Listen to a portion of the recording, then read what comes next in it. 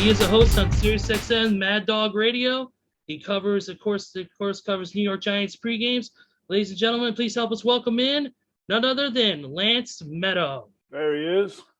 There he is. Lance, welcome to our Nation Sports Show. How you doing, buddy? I'm doing great, guys. How's things with you? Doing great, brother. How you doing? I'm doing very well. Looking forward to being back on the program. It's been some time. Yes, it has. I know, man. Thank you for joining us again, Lance. No, it's a pleasure being aboard. Looking forward to chatting about some NFL action as we're finally closing in on the start of the season. It's been a long journey. Absolutely. Oh, definitely. Especially after, we had a shortened season recently. And of course, now we're getting back into the groove of things, really getting back into some really good football. Teams are really starting to come together. The one thing I want to talk to you about first, Lance, my first question for you is, we know preseason started. It's really too early to kind of predict on who you think do you think the best teams are going to be this season? But from your perspective, being on Sirius XM, talking about this all the time and, really just having a great knowledge of this sport, from the few games that we saw already, who are some of the teams that are really showing who they are and kind of just, that could make an impact this season? Well, I'll go with some teams that missed the playoffs last year, guys, that I think are going to bounce back and make some noise, because I think those are the teams to really watch out for. The usual suspects, we pretty much know. Kansas City, I don't think you really need to monitor the preseason to determine whether or not the Chiefs are going to be in the thick of things, and the Tampa Bay Buccaneers, for example. But there's three teams that intrigue me. So let's start there. Number one, I really like the Los Angeles Chargers this season. I think Justin Herbert with a much improved offensive line. They finally went out and they said, we got the franchise quarterback who dealt with pressure last season and thrived. Now we're going to protect him. All bets are off. I mean, in terms of what I think he could do. I don't think his numbers are astronomically going to improve. Don't misinterpret my words. But I think that he's not going to have to do as much. I think they're going to be able to run the football effectively. I think the offense is going to have more consistency because of a strong O-line. And their defense is now healthy. Derwin James, Joey Bosa, hopefully those guys actually are on the field more often than not. Brandon Staley, former Rams coach, defensive coordinator. I think he's going to do an awful lot for that defensive unit. So I think the Chargers are going to be very much in the thick of things for a wild card spot. Then the other two teams, I'll go to the NFC. San Francisco, another team like the Chargers, plagued by injuries last season. Jimmy Garoppolo was hurt. They lost Nick Bosa. They were banged up in the secondary, as well as on the offensive side of the ball with all of those running backs. So I think with that unit healthy and continuity working in their favor, Kyle Shanahan still running the scheme. Even though he lost Robert Saleh, they promoted from within. So I think that's going to bode well for them. And Shanahan is so creative in maximizing usage of just about everybody on that roster. I think he'll find ways to actually get Trey Lance in the game, even when Jimmy G's the starting quarterback. Because look at how he uses fullbacks and running backs. So San Francisco is a team that I think they're not showing all their true colors in the preseason, but they have the capacity to bounce back. And the other team that I really like, and similar team that was plagued by injuries last season, the Minnesota Vikings. Another team just absolutely decimated, guys, by injuries on the defensive side of the ball. Anthony Barr, Danielle Hunter. They did not have Michael Pierce because he opted out. So those three guys are coming back. They add Dalvin Tomlinson in free agency. Patrick Peterson also was an added free agent in the secondary. And Kirk Cousins had a very respectable year last year. People kill Kirk. 35 touchdowns. That's not too shabby the last time I checked. Okay, so this guy can certainly produce. You have Dalvin Cook, who's a weapon. He's not just a running back.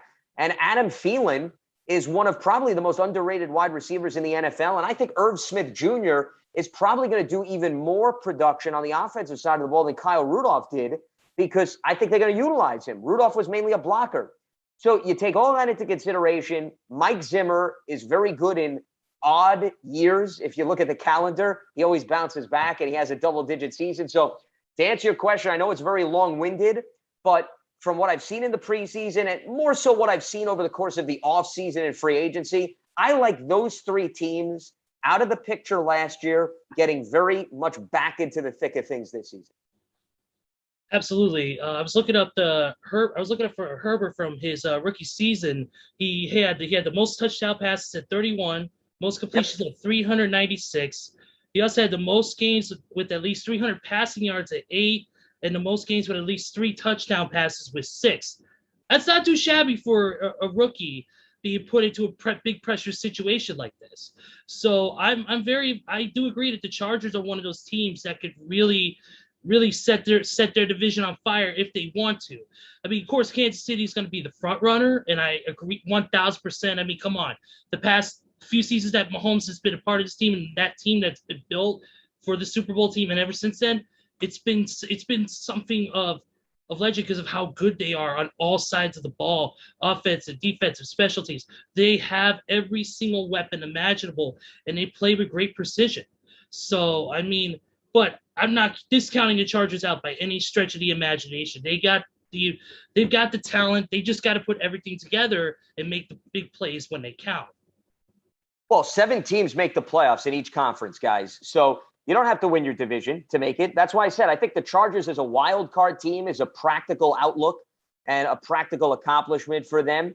You know, you brought up a lot of different factors, which I agree with.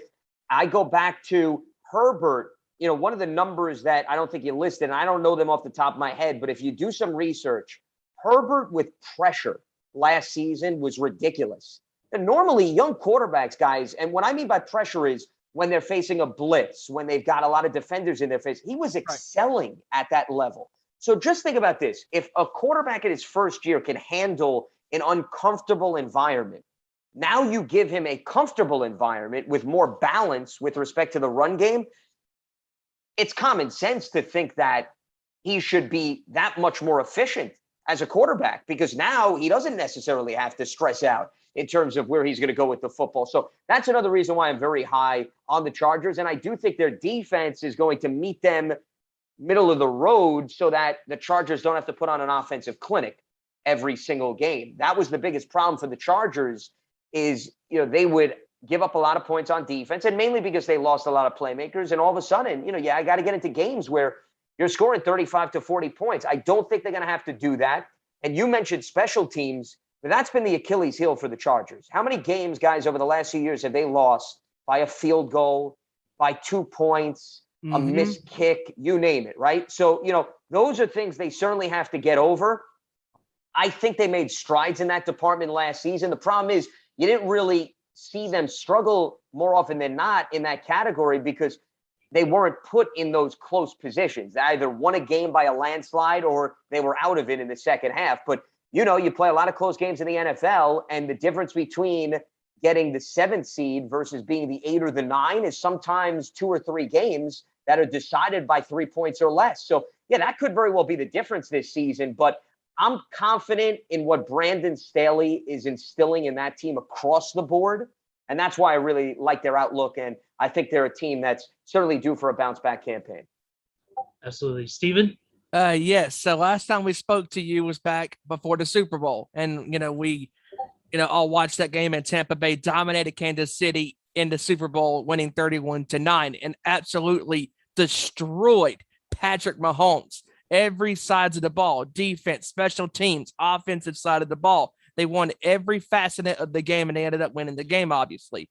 I think Tampa Bay, with basically everybody is back on that team, I think Tampa Bay might have the best shot at repeating as Super Bowl champions and being the first Super Bowl champions to do so since those Patriot teams in 2003 and 2004. How do you think Tampa Bay fares this year at repeating as Super Bowl champions? Yeah, I don't think there's any doubt about it. I mean, as you just alluded to, they brought back all 22 starters. I mean, Steven, how many teams have been able to accomplish that? I know. Don't miss one guy. I mean, it's ridiculous. It's almost unfair. And I'm not saying they bent the rules. They did it legitimately, but it's just unreal that they had the ability to bring back all 22 starters. And part of that is it's not just the front office, guys, in all seriousness. I think the players deserve a lot of credit. Some of the guys took a little bit less, right, than market value because they said, hey, we believe we can win. But to get back to your question, I absolutely think Tampa Bay has a legitimate shot to repeat. I think the only thing that will hold the Bucs back is the unknown, which is the injury bug. I can't tell you what the team's going to look like 10 weeks into the season. I just can't. And nobody else can. So if that team gets banged up, and, we've seen teams look great on paper, start of the season, 8 games into the season, unfortunately, the guys are dropping like flies. That, to me, is the one element that would be the stumbling block that would prevent them from getting back to the playoffs, making a deep postseason run, and, of course, returning to the Super Bowl. Because let's bring it back full circle, Steven, to what you were talking about. You brought up the fact that the last time we spoke was right before the Super Bowl.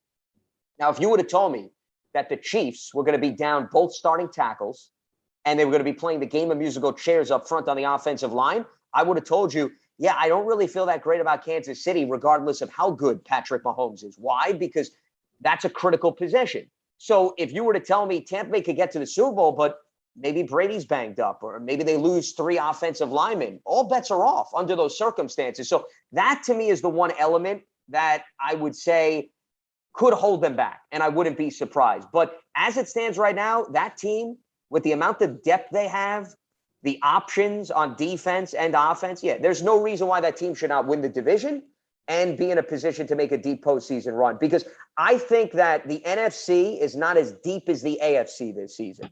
Meaning, I think that Kansas City has more competition to get back to the Super Bowl than Tampa Bay does. So the only team, to me, right now that I would feel good about knocking off the Tampa Bay Buccaneers, I think you'd have to take into consideration whoever gets out of the NFC West, I think would be built to compete with the Bucs. San Francisco, because of their balance, the Rams, because of their balance. I'll never dismiss Seattle, but maybe I'm not as high on them from a balance standpoint because they were a little Dr. Jekyll, Mr. Hyde last year. And the NFC East is wide open. The NFC North is pretty much Green Bay and then some question marks. And outside of Tampa Bay, the rest of the South has some question marks, even New Orleans with Michael Thomas hurt and Drew Brees retired. So, there's really not a lot standing in the way of the Tampa Bay Buccaneers. Injuries is going to be the only thing that holds that team back. Absolutely. Absolutely. Absolutely. Hijacker? All right, Lance, I want to talk to you about 2 quarterbacks that are popping up in my head this year. I want to say Dak Prescott and Cam Newton. As we all know, Dak suffered a serious injury last year. I'll start with him first with you. What do you think his mindset will be, and do you think he'll be able to come back this season? Is he going to start this season? Do you think he'll come back with the same mentality that the Cowboy fans seen him play in the high level at, or do you think that injury is going to be in his head? It's an interesting question, Hijacker. A lot of people are speculating the fact that he's compensating for the ankle injury, and that's why he wound up with the right shoulder strain. There may be some rationale and substance behind that. I'm not a doctor, so it's really hard for me to assess that situation. As far as his mindset, how could you ask him to be more motivated at this point? I mean, the guy had his season cut short in week 5 last year because of the gruesome injury against the New York Giants. He was on pace to set all types of records last season, guys. Remember, the defense wasn't doing much of anything. They needed to score. So, I think he's got a big chip on his shoulder. I think he's got all the motivation in the world, and he's surrounded by a wealth of talent. Plus, you're getting 3 offensive linemen back, which once again goes back to what we were talking about earlier with the Super Bowl. Tyron Smith and Lyle Collins barely played last season, and Zach Martin went through a number of injuries and then called it a year. He wound up playing 12 of the 16 games. We're not talking about Joe Schmo here, okay? We're not talking about complimentary offensive linemen. I just named you. Lyle Collins has not been a Pro Bowler, but the other 2 have been. The other 2 have been all pro. Right. So, to get those 3 back will not just help Dak. What I think a lot of people are missing with respect to the Cowboys this season is they need to run the ball with Zeke. You don't want Dak having to throw the ball 35 to 40 times. You don't want Dak to have 400 passing yards a game. You want to get back to what worked for the Cowboys in 16 and 18 when they won the division. And that was they're going to win the battle in the trenches. They're going to run the ball, and Dak is going to be in manageable third downs, and he doesn't have to play hero ball. And that's why Dak has been so solid throughout his career. He is by far the best quarterback in the NFC East. It's not even close, guys, as far as I'm concerned. Yeah. Everybody asks me, and I do work for the New York Giants, and people ask me about how the division is going to play out. And I think it's wide open. But if you were to ask me who deserves the edge, it absolutely is the Cowboys. And why is that? Because they have the best quarterback in the division. Why should you not favor the team that has the best individual at the most critical, crucial position? I mean, to me, that's a no-brainer, regardless of some of their question marks on defense. That means you know what you're getting out of Dak. I don't know what I'm getting out of Ryan Fitzpatrick. I don't know what I'm getting out of Daniel Jones. And I certainly don't know what I'm getting out of Jalen Hurts. So I think it's a very bright outlook, to circle back to what you were asking with respect to Dak Prescott. I don't think the injury is going to hold him back. I think if there's anything that holds that team back this season, it's going to be the defense. And I think that unit will improve.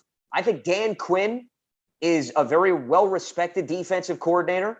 If you look at what he did in Seattle, and it's different than being a head coach. Remember, now he's focusing on just one element.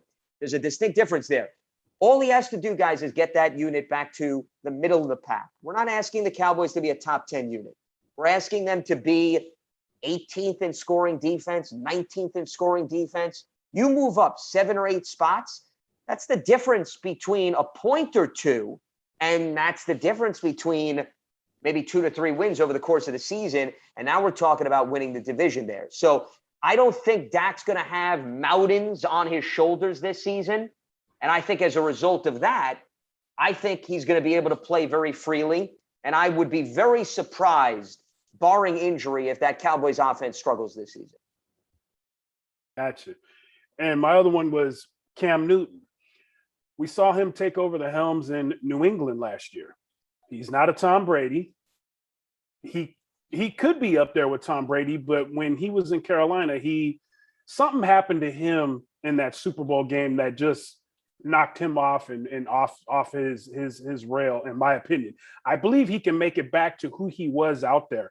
But my opinion is he didn't have the greatest year last year in New England, but I seen signs of the old him there. What do you think? Do you think things will turn around for him this season? Do you think maybe they'll hit 10 wins, maybe they'll hit 11 wins with him being the Cam Newton of old? Well, I think you bring up an interesting point about comfort. Let's start there, Hijacker. I think the key ingredient for Cam is, and this is not me making an excuse, this is just the environment of the National Football League, guys.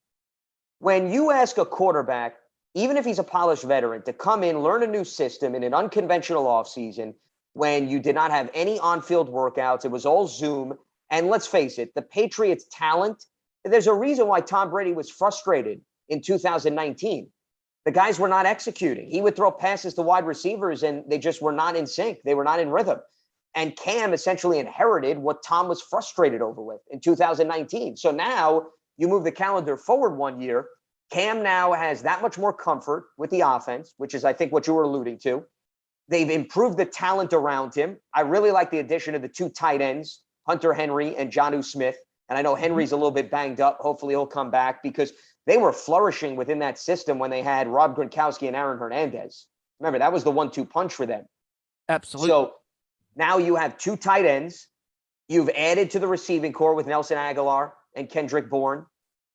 We know New England loves a plethora of running backs, and we know that they can adjust to the offensive line needs based on how quickly the quarterback can get rid of the football. So the environment's much better, to answer your question, for Cam this season. Meaning, it's not one of those years where I would look back and say, well, New England didn't do enough for Cam.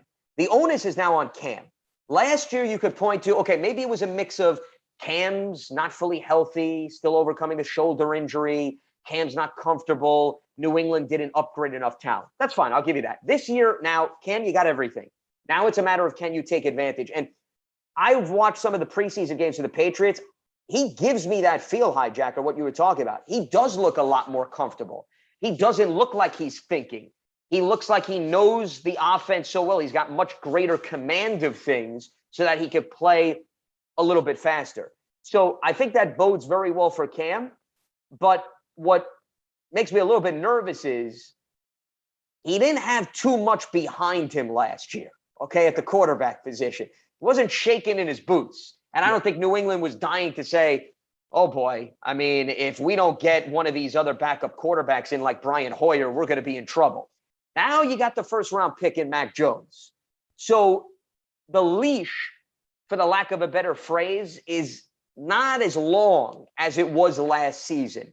And that means that Cam, once again, is going to be put under a microscope where he's got to produce, and he's got to produce consistently. I think when you look at the makeup of this team, and then, you were asking me about Dak's motivation. How about Bill Belichick's motivation?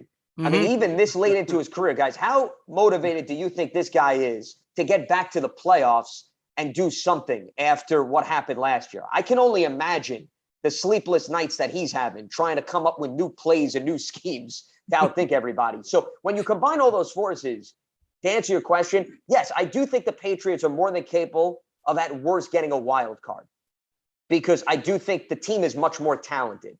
But as far as Cam's outlook, yes, I expect Cam to be a more consistent quarterback.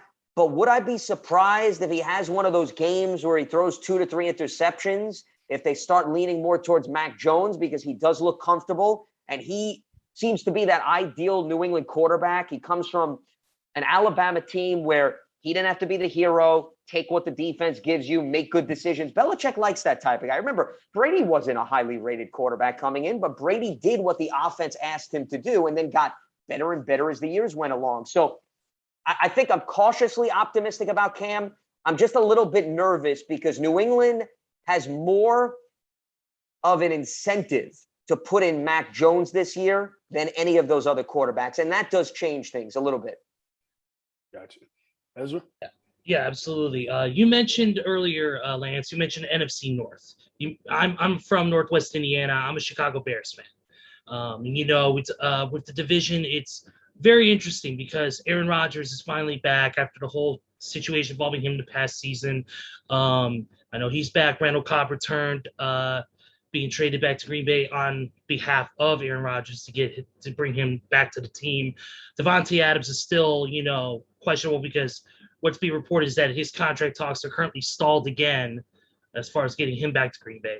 One in, of course, the Bears with bringing in Andy Dalton, and also possibly one of the biggest shocks of the draft, getting Justin Fields as quarterback.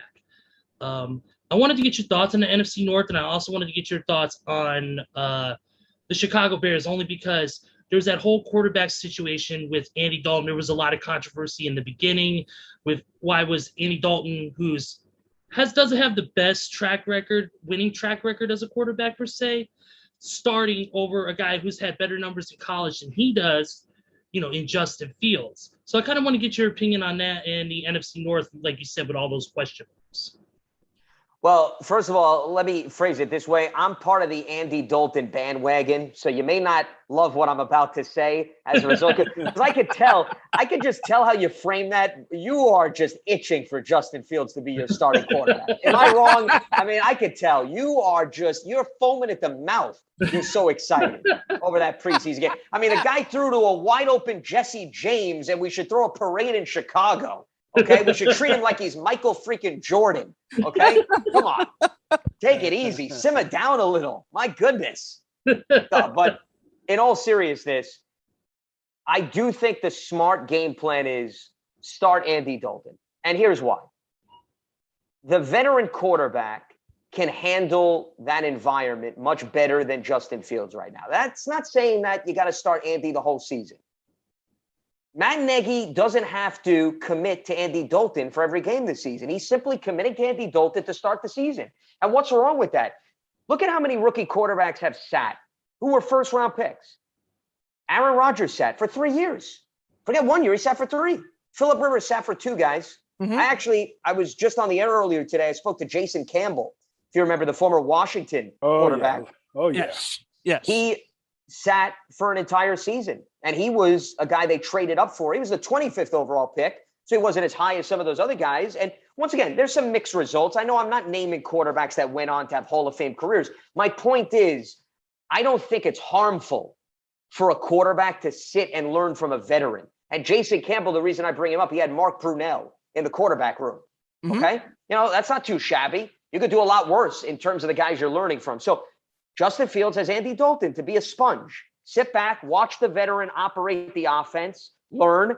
If there was anything we saw against the Buffalo Bills in that preseason game, Justin still has some stuff to learn. Okay, the reason why he got hit, and if you remember, he lost his helmet and then the headband flew off, was because he didn't know to make an adjustment at the line of scrimmage to shift the guys over. to make sure that there wasn't a free runner at him. So, those are the nuances of the game that Andy knows. And Andy also has been with Bill Lazor, their offensive coordinator in Cincinnati. So there's that chemistry, that familiarity. All of the factors that I just laid out advantage Andy Dalton at the start of the season. If Andy struggles and things don't go according to plan and you feel Justin Fields is at a point where he's got better command of the offense, then you throw him out there in week 6 or week 7. It wouldn't be a crime if they went like that. But I will tell you this, as a Bears fan, I'd be rooting for Andy Dalton right now because you want to win games early in the season. You don't want just this to be throwaway games. So there should be an incentive to have Andy perform well and keep him in. And then if Justin starts late in the season, great.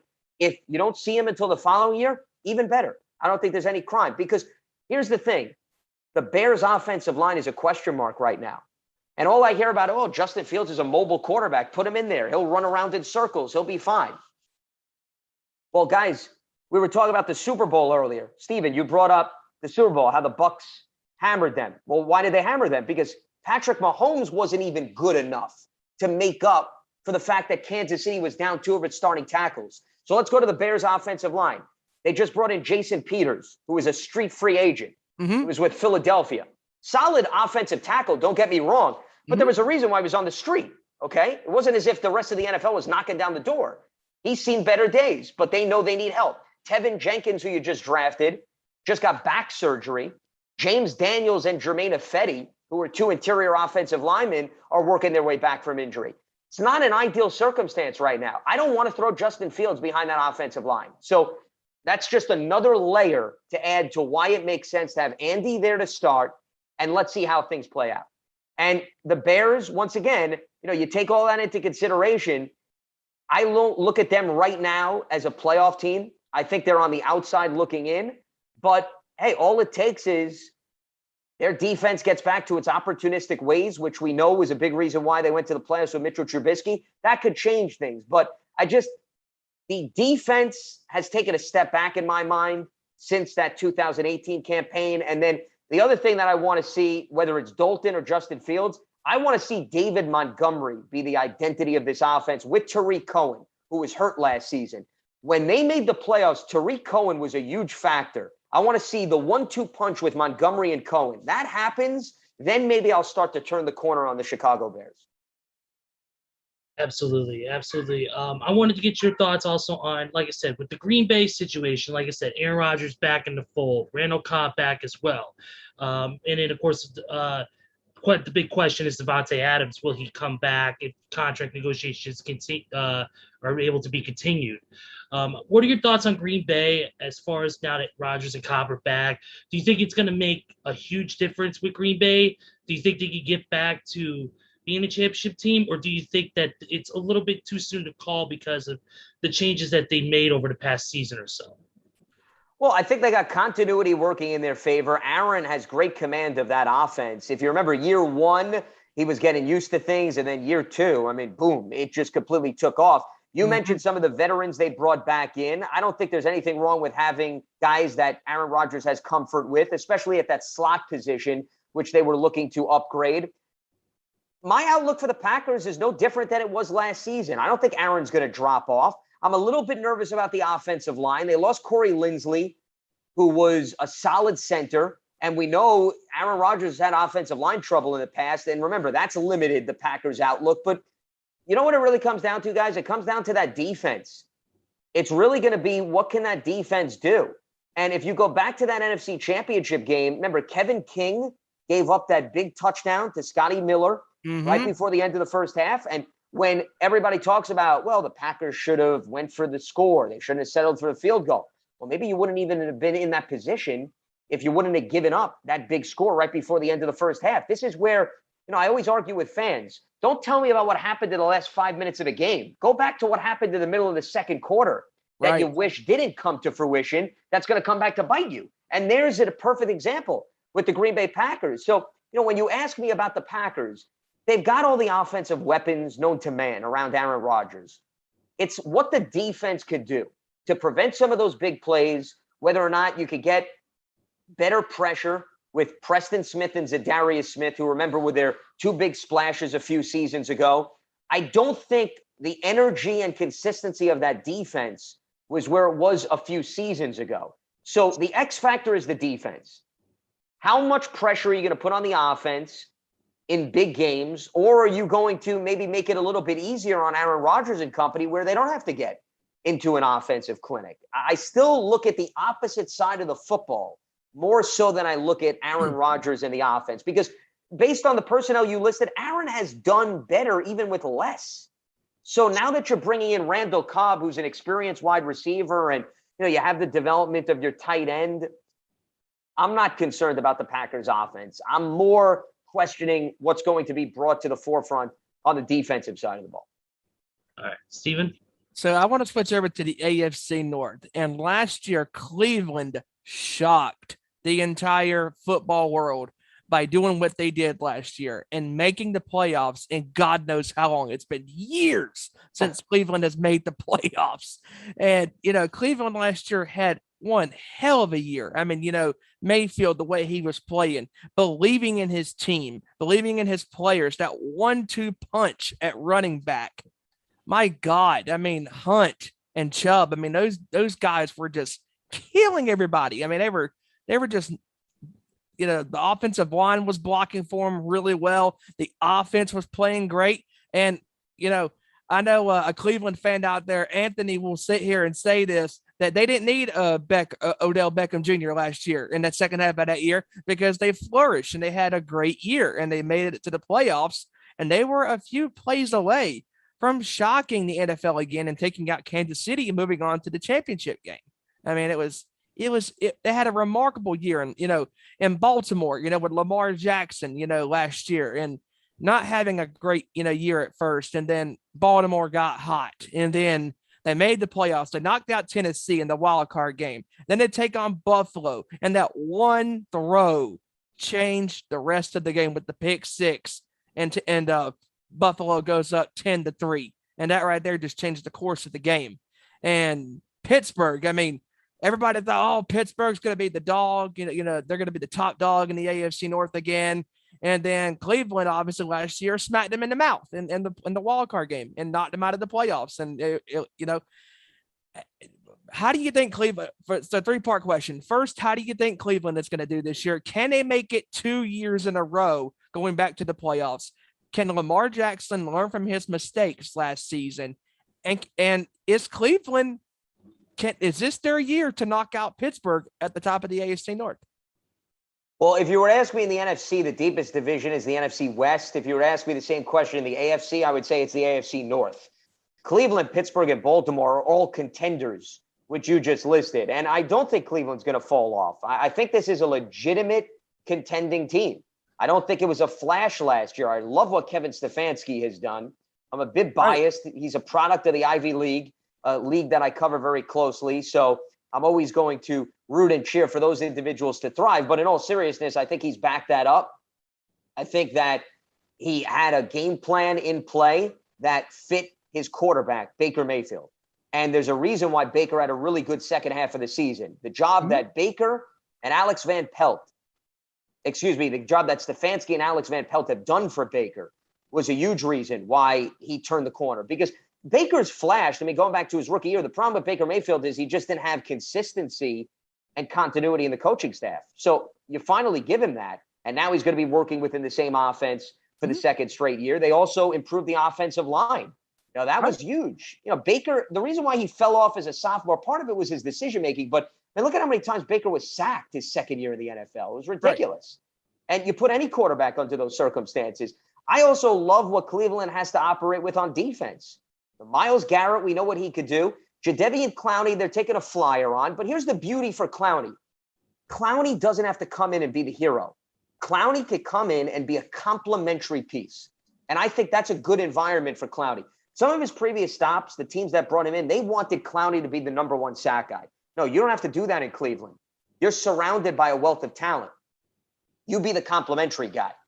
And he'll probably have some favorable matchups because everybody's going to draw their attention to Myles Garrett. I also love the fact that they brought in two guys from the Rams secondary, John Johnson III, and that's going to be a significant loss for the Rams, and then Troy Hill. So those are two guys that played integral roles in Brandon Staley's defense for the Rams. Now you add that to Denzel Ward and Greedy Williams, who were banged up. Greedy didn't play at all, but Ward also missed some time. So there's depth.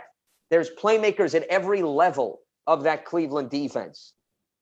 That unit, I think, is more than capable of making noise in a tough division where you got to be physical. You have to get after the quarterback and you have to stop the run. So for all of those reasons, yeah, I do think Cleveland can contend for the AFC North title. I don't think that's crazy. I will never write off Pittsburgh. I know people are putting up the RIP signs.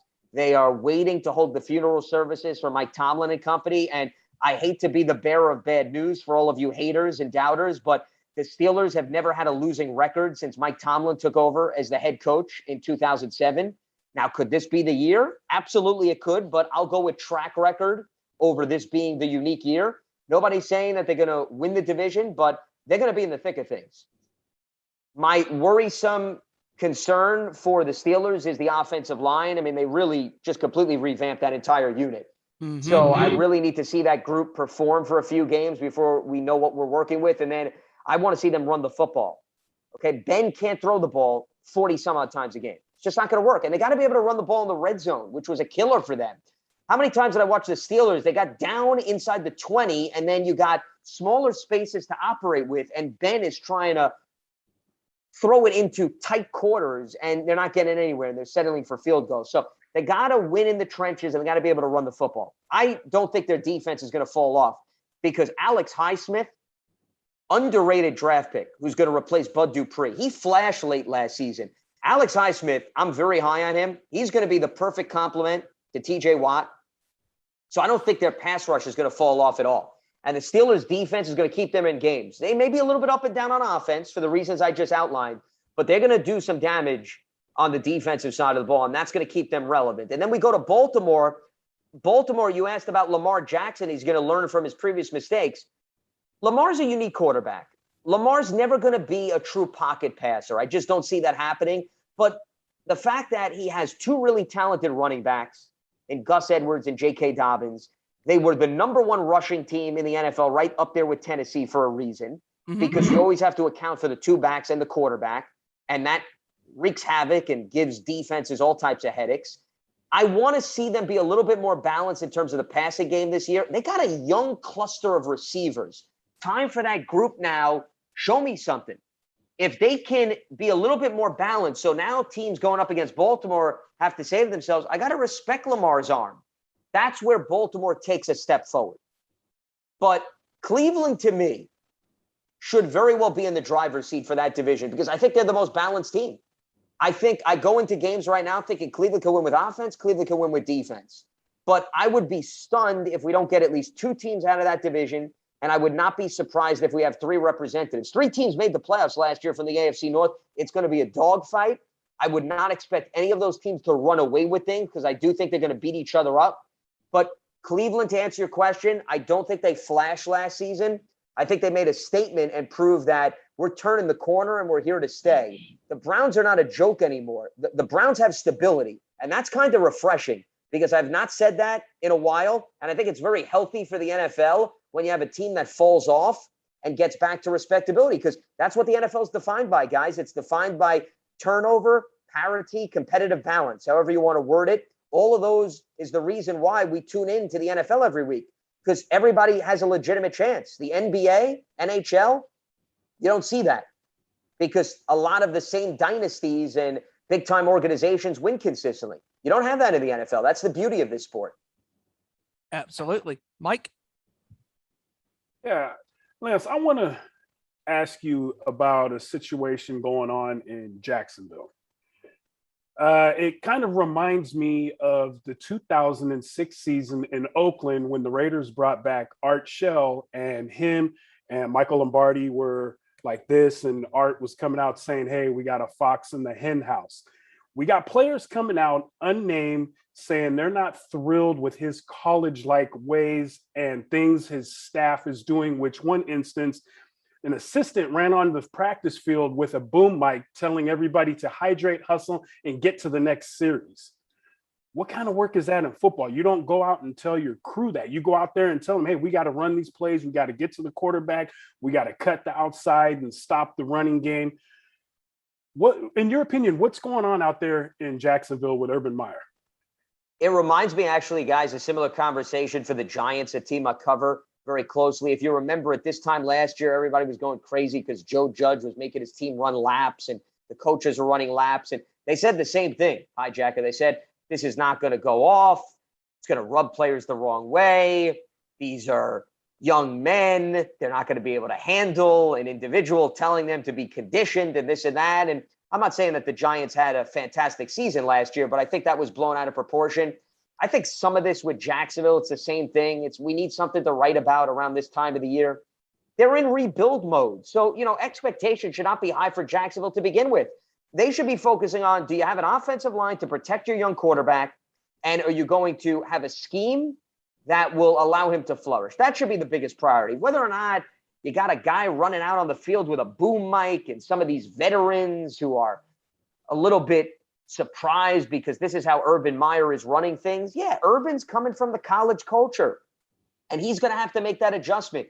He's going to learn fast that things that you do in college are unnecessary, and some things that you did on the collegiate level are actually going to be helpful, and maybe it's needed for the sake of discipline. But no, I don't really think this is a big thing. At the end of the day, here's what it comes down to.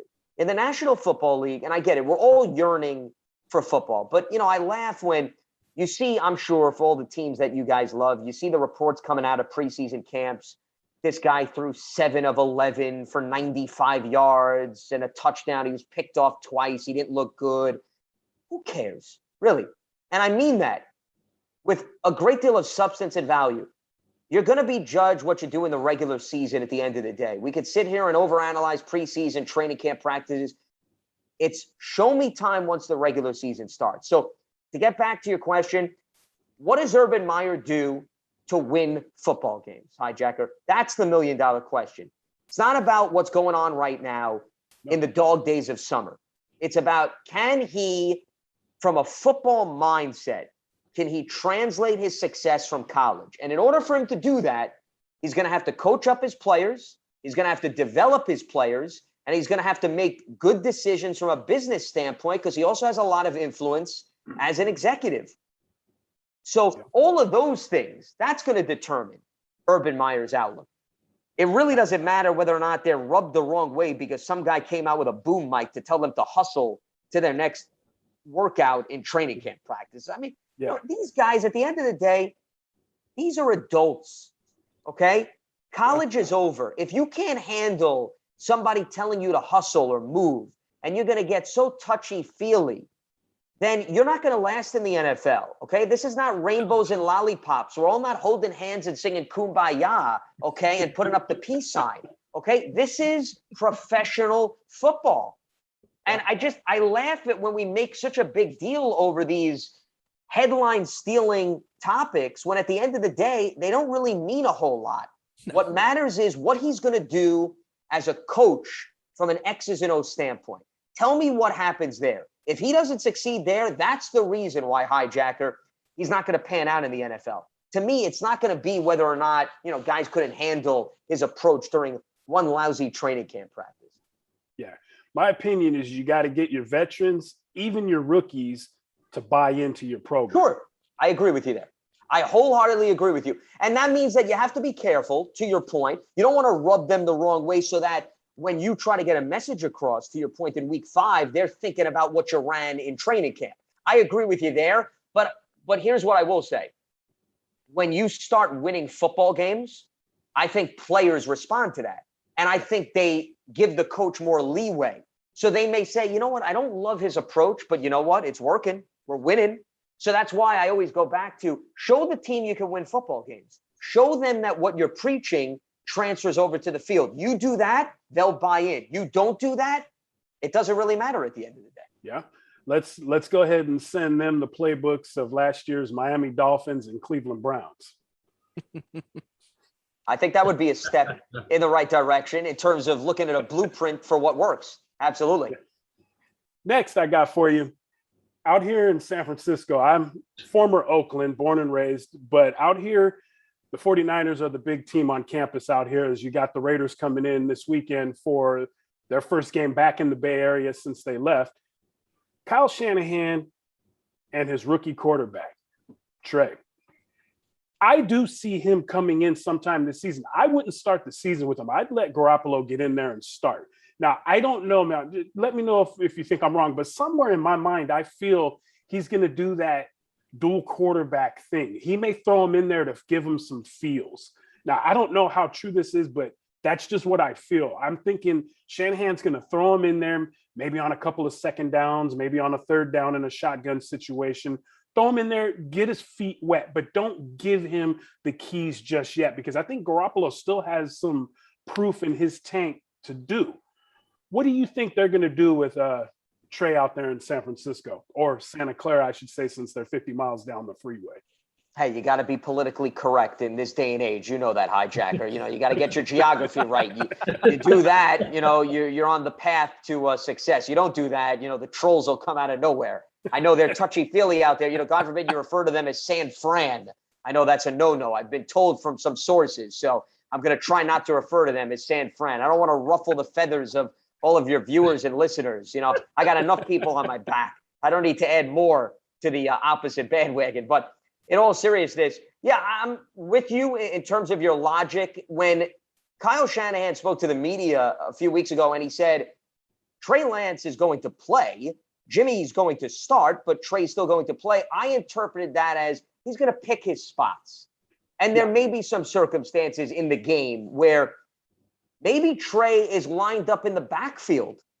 I don't think he may be in the quarterback spot. See, I'm thinking more of he's going to try to keep the defense on its toes to think maybe Jimmy throws a pass in the backfield to Trey, and then you have to account for Trey throwing it to a wide receiver down the field. I think he wants to use Trey in a way that doesn't take away from Jimmy, doesn't cause distraction, but utilize him as a weapon so that the defense has to think twice about where their eyes are going to go. Very much if you see, he does a lot of pre-snap movement with his running backs, his fullbacks. That's how I think he'll utilize Trey Lance. I mean, I'm also thinking with the Ravens, if you remember, when they had Joe Flacco and they drafted Lamar Jackson, there were plays where Lamar would come in and Joe would run out to be a wide receiver, and you could tell he was very excited. I mean, he was so animated to run out there and line up as a wide receiver. I mean, the guy was going to run through a brick wall, it seemed, for John Harbaugh. He was so excited. He was basically telling him, get the hell out of here.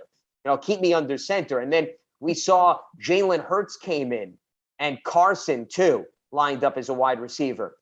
It, to me, is going to be more in line with the Drew Brees, Taysom Hill dynamic, more so than the former two that I named, because Sean Payton was of the mindset, and I wasn't a fan of this. I said to myself, why are you taking Drew Brees out of the quarterback position? He's your best quarterback. What the hell are you doing?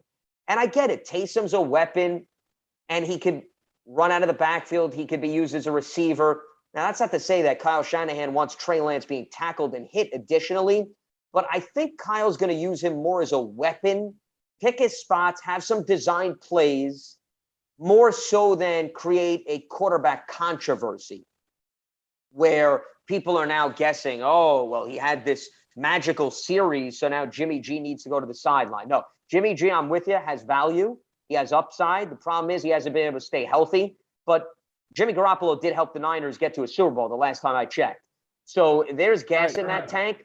I think the Niners, and another reason why I like drafting a quarterback is I think they want to be better prepared if Jimmy G can't hold up, that maybe you have a young, promising guy that adds a new dynamic to the offense because he has that mobility factor that can come in, help you win football games, and keep your team relevant in the playoff discussion. And I do think they accomplished that. But no, I don't think Kyle's going to phase out Jimmy Garoppolo. He may pick a few spots over the course of a game to have Trey Lance in as a weapon to make the defense think. That's how I think things are going to play out. Ezra?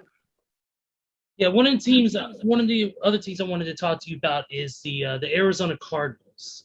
They made some great additions over this past season, adding AJ Green to the wide receiver core, and then adding JJ Watt on the defensive side of the ball. They've also got DeAndre Hopkins as well. Colt McCoy also a quarterback position. They seem to have a great team. However, the 2020 season they were half and half. They were 8-8, 4-4 at home. Do you, with Arizona, even with the new additions to the team, do you feel like they have a chance to really make a name for themselves in their division on that retrospect? They were close last season. If you guys remember, they were borderline playoff team. They were actually in the mix for the playoffs and then unfortunately lost their last 2 games. And it was disappointing losses because of the fact that you were against divisional foes. And I really liked what I saw out of that team. Unfortunately, Kyler Murray got a bit banged up late in the season, and I think they were limited in terms of what they could run because he just wasn't a factor from a mobility standpoint. And teams caught on. They were like, well, Kyler's not going to run anymore. So, we can play a different style of defense. As far as their outlook this year, you alluded to a lot of the weapons around Kyler Murray. He's certainly not lacking in that department. They have plenty of guys that I think could do damage, and they have a lot of young guys. Christian Kirk is a vertical threat. He's unfortunately struggled to stay healthy. You got some guys that could contribute on special teams and within the wide receiver core based on some of the draft picks that they had in previous years. AJ Green, you're not asking AJ to be the number one guy. You're asking AJ to be a complementary piece, and I think that's a perfect role. He's got to stay healthy, of course, but hey, that's another additional red zone target. You throw the ball up to AJ, he can win the 50-50 battles, and maybe that helps you improve your red zone efficiency. So all of that is promising. The defense, I liked what Vance Joseph did on the defensive side of the ball. This is a creative play caller who he blitzes guys out of the secondary. He'll give you a lot of different looks. Chandler Jones, unfortunately, got hurt last season. And I know there's some issues with his contract. Chandler Jones and J.J. Watt, I mean, that's a nice dynamic duo. You could do a lot worse.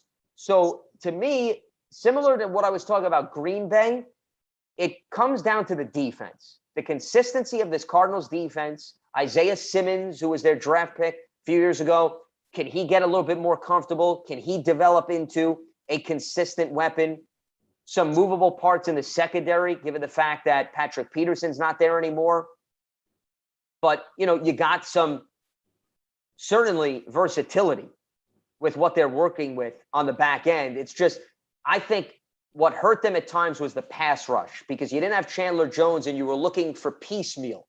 You were looking for a lot of guys to make up, and sometimes they'd flash, sometimes they didn't. So Arizona's defense is going to make or break that team. I think what hurts the Cardinals, unfortunately, they're in such a deep division. 3 teams from the NFC West can make the playoffs. And then again, they could all beat each other up, which was somewhat of a product of what we saw last season. And that could limit how many teams get in. Here's the thing that a lot of people, I think, overlook with the NFC West last year. They had the lucky roll of the dice where they wound up playing the NFC East. And the NFC East had such a down year. So they beat up on the NFC East. And that improved the records of a lot of those teams because the NFC East did not fare very well against the NFC West. So they had more flexibility to then beat up on each other. Because if your non-division record is respectable, you could afford to lose a game or two right within the division and still remain in the playoff hunt. They're not getting the NFC East this year. Look out for that. That could change the dynamics of how that division plays out, which means they're going to have to do much better, specifically a team like the Cardinals in the division, if they want to stay relevant within the playoff hunt. I like the Rams and the Seahawks. I think those are the 2 teams, and the Niners.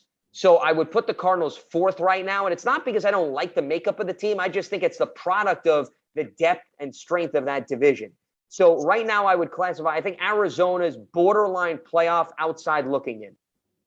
Okay. Steven? So I want to talk about the trade that happened during the offseason with the Rams and the Lions. And to me, the Rams won this trade because of the addition of the quarterback position, as you pointed out, and we all know is the most important position on the field as far as the offensive side of the ball. So having Matthew Stafford under center in LA, I think that is going to do wonders for that team because I think LA, like you said, is one of the top 2 teams in the NFC West with the weapons that they have on the offensive end and the defensive side of the ball, and just having great players on both sides of the ball. And the Lions, getting dealt Jared Goff. And I mean, Goff made the Super Bowl a couple years ago for the Rams, and they got beat by New England, obviously 13-3 in that game in Super Bowl 53. And I don't think Goff has been the same player ever since that game, because in that game, if we all remember, he looked like a deer in the freaking headlights during that game. Like, he looked like he saw a ghost in that game. And I think that the Rams won this trade with the picks that they got and with the addition of Stafford on their team. How do you think both of these teams fare in this trade? Well, time will tell, but at least on the surface, I'm with you. I think you upgraded the quarterback position, and that's why the Rams made the trade. They think Matt Stafford is the difference because you give him the same talent, the same environment that Jared Goff had, and you say, now take us a little bit further. Now, the one concern I have for the Rams is more on the defensive side of the ball. We'll get to that in a second. But as far as the trade is concerned, here's the one thing that's been missing for Stafford in his years in Detroit. He never had a consistent running game. And then DeAndre Swift was drafted, and then he got hurt. So the problem with the Rams now is Cam Akers is done for the season with a torn ACL. They just acquired Sony Michel from the New England Patriots. They don't have a wealth of depth behind him. Darrell Henderson and Sony Michel is going to be the 1-2 punch. I like the Rams' offensive line, so I hope that they can provide a consistent run game for Matt Stafford, because that, to me, is the difference.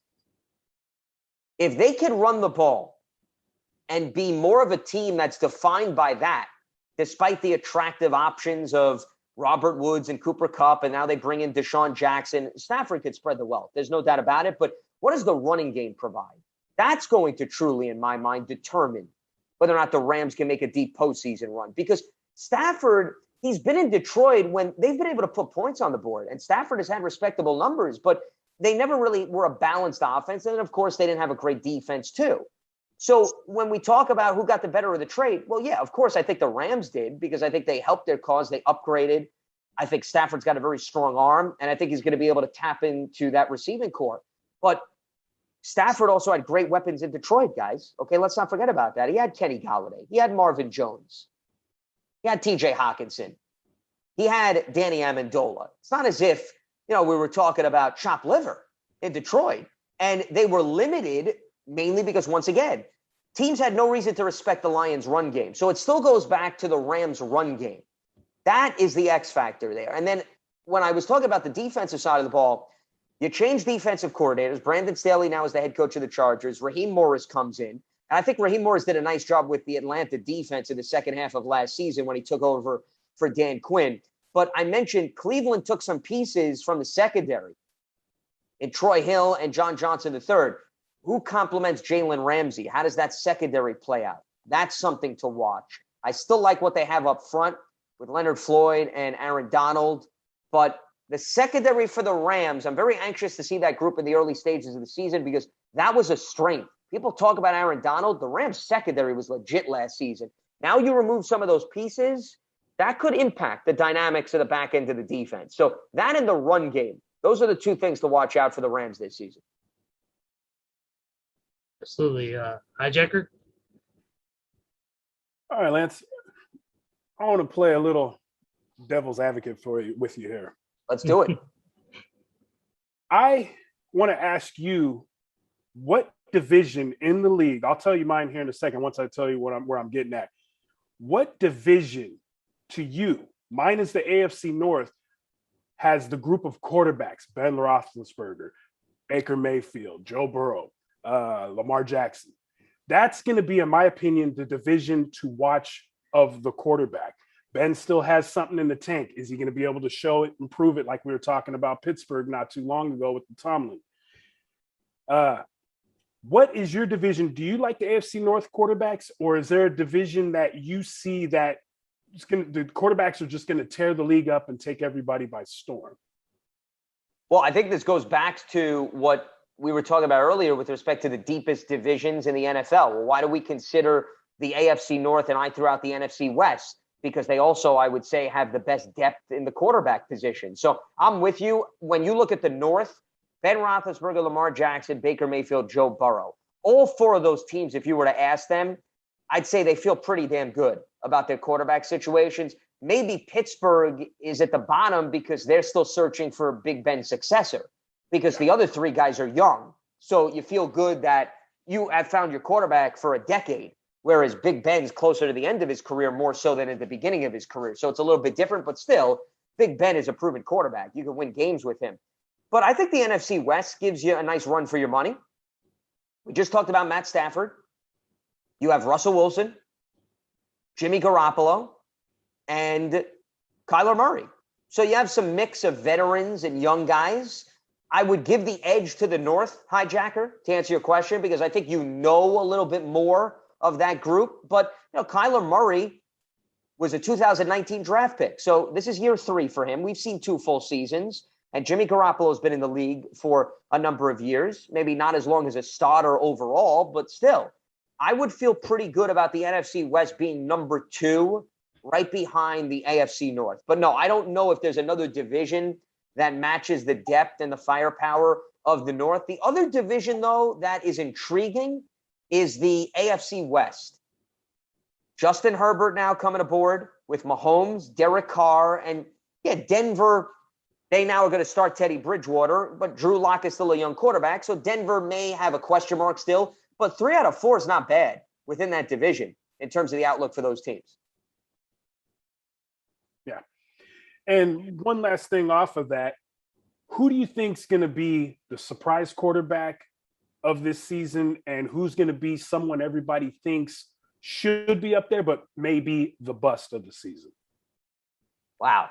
Good question. So a surprise quarterback who I think could perhaps branch out. I'm just going through my mind the different scenarios and the different environments. So bear with me here as I just try to think things through.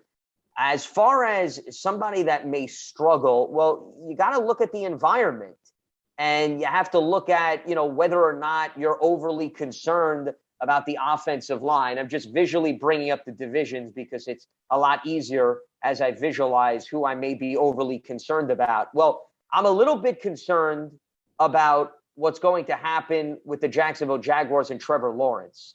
Now, I know that he's a rookie, so by definition, there may be some ups and downs, but I'm not expecting him to all of a sudden continue where he left off at Clemson. So I would put him under the umbrella of, maybe people are very excited about it, but I think you need to temper your expectations based on what happens there. I would probably say maybe somebody who could flourish and not many people are anticipating. I'm going to go back to the division we just talked about. I think actually Teddy Bridgewater could have a very respectable season. Denver's offensive line has improved. I love Javonte Williams out of their backfield, who they drafted out of UNC, paired with Melvin Gordon. Royce Freeman's no slouch as their third running back, and they got a really good defense. So, that could be one of those quarterbacks where, you're not so sure. Teddy's got a good completion percentage. He makes good decisions. He's not going to wow you, but, if you're looking for a guy with a respectable touchdown to interception ratio, keeps his team in games, helps them win, I think Teddy may be the surprise quarterback when it's all said and done. I would not eliminate him from the conversation. I'll give you another one. And once again, I'm not going for the obvious here. I just want you guys to understand and the audience to understand. Ryan Fitzpatrick, I think he has the capability of duplicating the 2015 season with the New York Jets. That was the year that he had a career high. He had, I think it was 31 touchdowns, 15 interceptions, if memory serves me correctly. He had Brandon Marshall, Eric Decker, and Chris Ivory. Well, he's got Terry McLaurin. He's got Logan Thomas. He's got Curtis Samuel, Antonio Gibson. He's got a lot of nice, attractive weapons. The offensive line is still a work in progress because they made some changes. But, hey, Eric Flowers has turned his career around after a rough start with the New York Giants. Charles Leno Jr., they brought in from Chicago. And Ezra should know his name as we put up the Bears bandwagon up there to remind everybody. And then you look at Brandon Sheriff, who is a Pro Bowl guard. So, it could be an underrated offensive line, and I love their defense. So I'm looking at the environment very similar in Denver and Washington. Ryan Fitzpatrick, Teddy Bridgewater could be 2 surprise quarterbacks that I would not be stunned if they keep their teams within the postseason conversation. Now, getting back to the ones that may struggle, once again, I'm a little bit concerned about Trevor Lawrence. So I would put him in that department. As far as somebody else, Jared Goff. Jared's going from, guys, a very nice environment with a great offensive line and some semblance of a run game to a team with a lot more question marks. I know they drafted Penei Sewell, and I hope that pans out. I really like that move. But, he's going to go through some growing pains. I want to see what happens with the wealth and health of DeAndre Swift. So a little bit concerned about Jared Goff and how things progress there in Detroit. Cool. Ezra? My final question is actually it's about your New York Giants. I know the Giants. Let me take a drink for this topic. So hold on a minute. Okay, I'm good now. Yeah. Okay. Clear your throat, man. Clear your throat. Yeah. That was the good stuff, by the way. Undisclosed beverage that will not reveal to the audience, but it was the good stuff. So go ahead. Yeah. Let's just get right to it, man. Unfortunately, the Giants have had some issues over the past couple of seasons. You guys have Daniel Jones now. It's been some changes offensive, defensively, but it just seems like the Giants overall just can't seem to get it together on all facets of the football.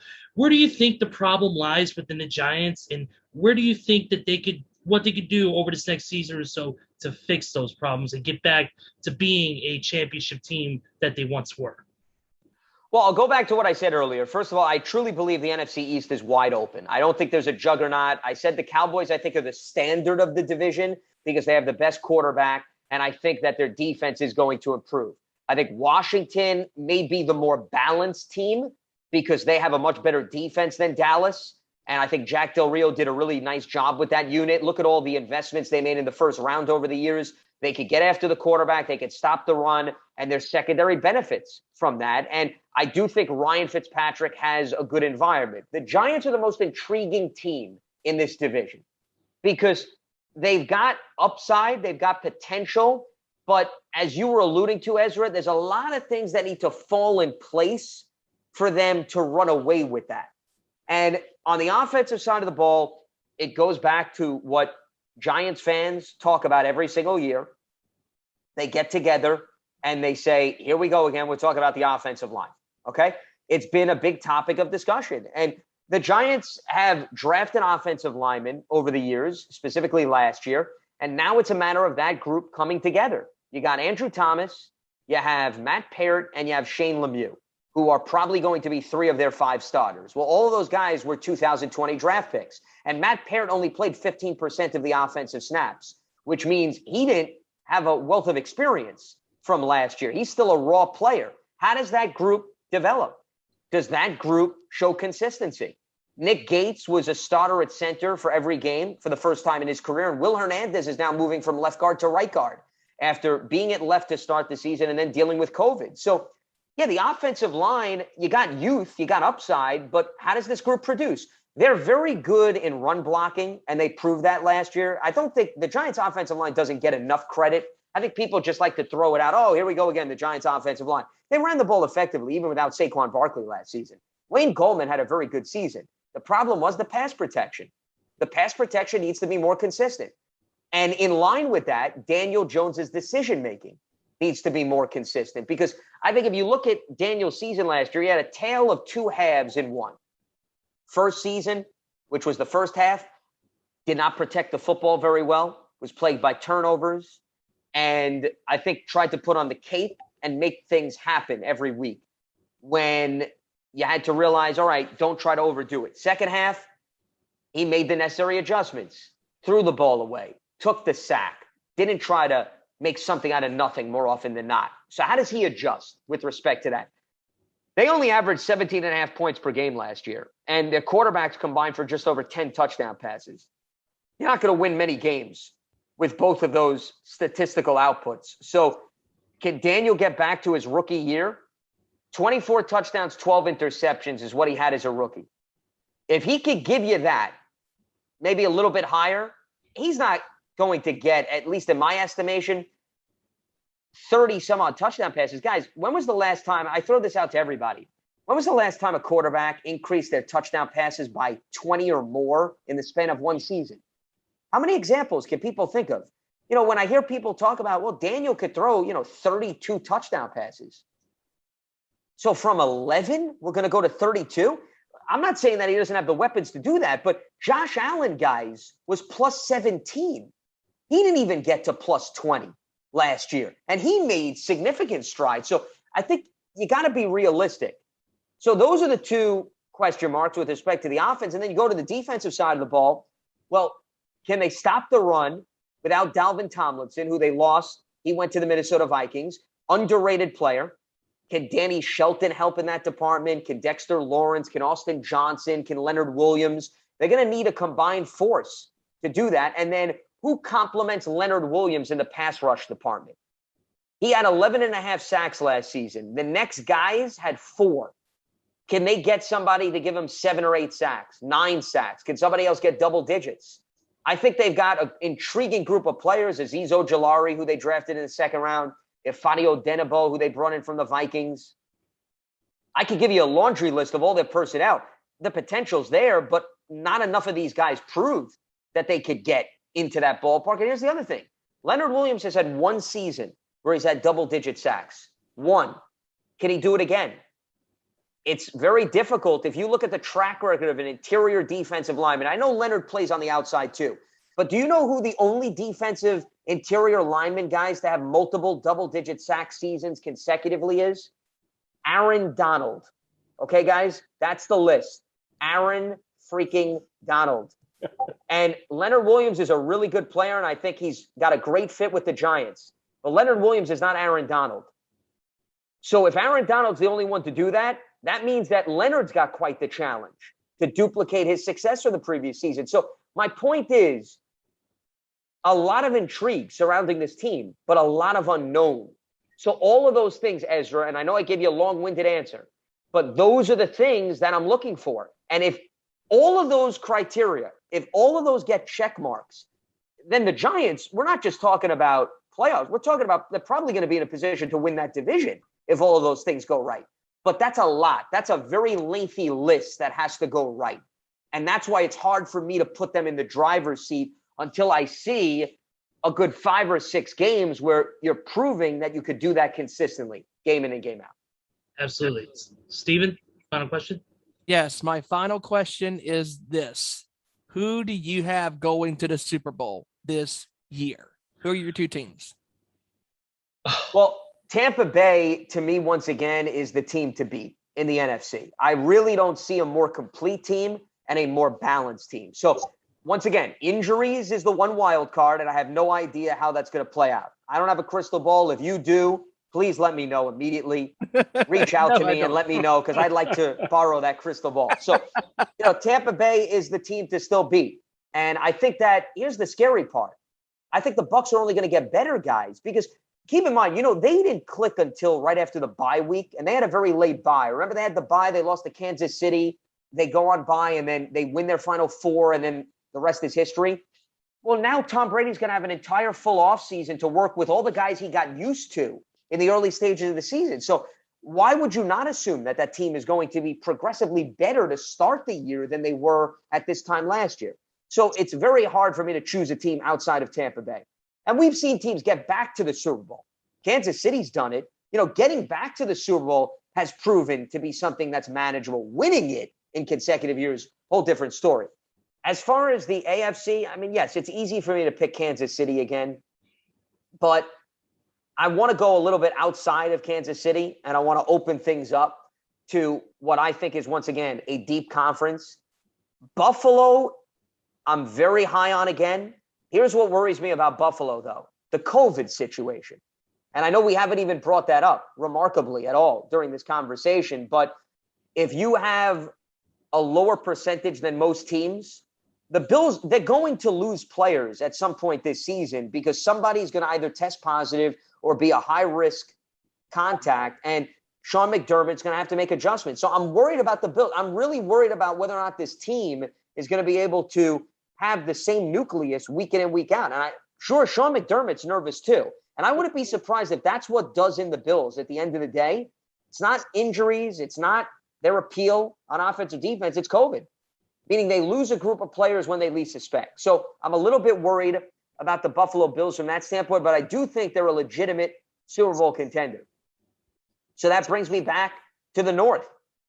Cleveland could very well get to the Super Bowl this year. I know it's unbelievable that we're even talking about it, but the Browns are a very balanced team. They got a good offensive line. They got a good defensive line. They're well coached. Baker, I think, has come to grips with the fact that they don't have to move mountains with him, takes what the team gives him. So right now, if you were to press me against the wall and say, who do I think has a legitimate chance of getting out of the AFC, the more and more I think about it, it could very well be the Cleveland Browns. I don't think that's crazy. I really like the balance on that team. No, I think you got a very solid point. Yeah, very solid point, because they are a very balanced team. The more and more you think about it, it's hard not to get excited about that team. Because, once again, when it comes to the NFL, guys, I'm not looking for the team that has all of these stars on offense, because Kansas City proved they have limitations. And Tampa Bay won the Super Bowl. Yes, I'm not trying to take anything away from Brady and their run game. They won that Super Bowl with their defense. That defense absolutely dominated the Kansas City Chiefs. So if you're looking for a team that's going to do damage, look also on the defensive side of the ball. And what Cleveland's working with up front and on the back end, as I talked about earlier, knowing Greedy Williams didn't play at all, Denzel Ward was banged up, and you added John Johnson III and Troy Hill, I see depth. I see substance. And I see a lot more than some of these other teams have to offer. Hijacker, final question.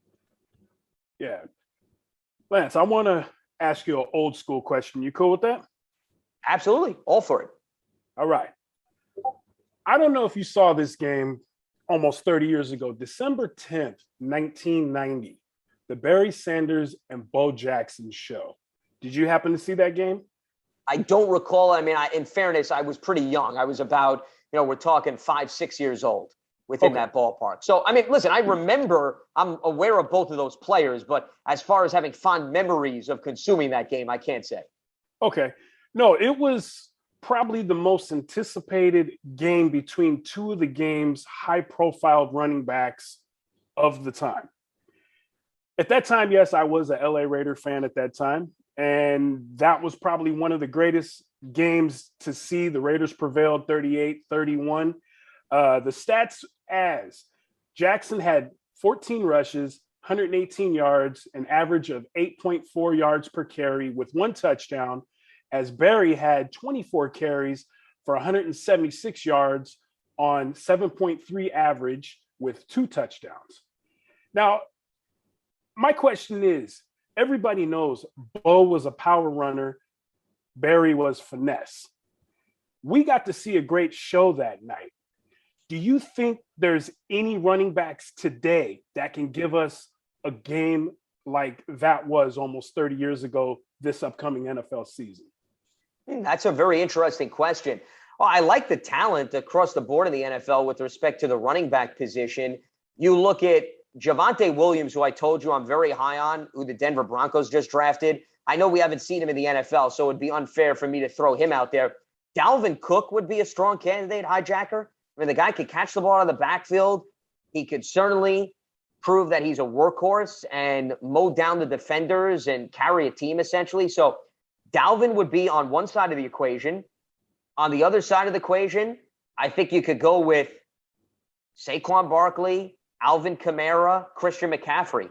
I mean, really pick whoever you want, because all of those guys are versatile. They're all weapons. All of the running backs I just named, see, I don't even think it's fair to call them running backs. They're weapons. That's why when people, not to get completely off topic, but they always get animated over, should you take a running back high in the draft? And I get that. But if you're talking about a player that's going to be a receiver and a running back, you're not drafting a running back. You're drafting an offensive weapon. And that's what all those teams got. So, yeah, if you're going to draft an offensive weapon, then I'm all for using a relatively high pick on that. But, yeah, I do think Dalvin and Kamara, and I know we had the Vikings play the Saints, if you remember, late last season. That was the game where Alvin kept running into the end zone because Minnesota's defense was Swiss cheese at that point. So that's not necessarily a surprise. But, yeah, Saquon and Christian McCaffrey could also, I think, put on a show because they're similar in terms of what they provide for their respective teams. And then I think, Alvin Kamara and Dalvin Cook. So, yeah, I think you got at least four guys right there who can absolutely go back and forth with their respective teams and do their thing. Because the beauty of those guys are, since they contribute in a variety of different ways, they could get around having a rough offensive line and still put their stamp on a game. And I would think you would need a running back because Barry Sanders and Bo Jackson, those are the types of guys that even if they had rough offensive lines in front of them, they could still do some damage. You got to be a special player to reach that type of an equation. Yeah. And one quick last note. I know he's doing good in Arizona, but I do wish to see Kyler Murray in the outfield for the Oakland A's.